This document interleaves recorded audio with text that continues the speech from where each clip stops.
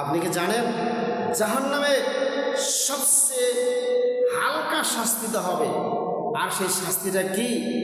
আগুনের তৈরি, তাদেরকে আগুনের তৈরি ফিতাওয়ালা জুতা পরতে দেওয়া হবে। আর এটা পরার সাথে সাথে তাদের একদম মগজ সহ পুরো শরীর গলে যাবে। সুবহানাল্লাহ।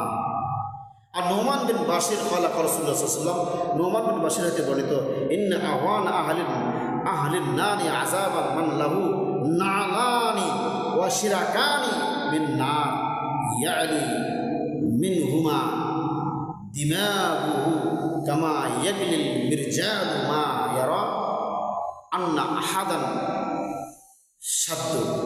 আসাদ্দু মিনহু আযাবান। যাই হোক, হাদিসটি বুখারীর 4562 নম্বর হাদিস, মুসলিম 2213 নম্বর হাদিস, মিশকাত 5667 নম্বর হাদিস। এই হাদিসে আসতেছে যে কিয়ামতের ময়দানে নিম্নতম হালকা শাস্তি দেওয়া হবে, আগুনের তৈরি ফিতাওয়ালা জুতা পরতে দেওয়া হবে।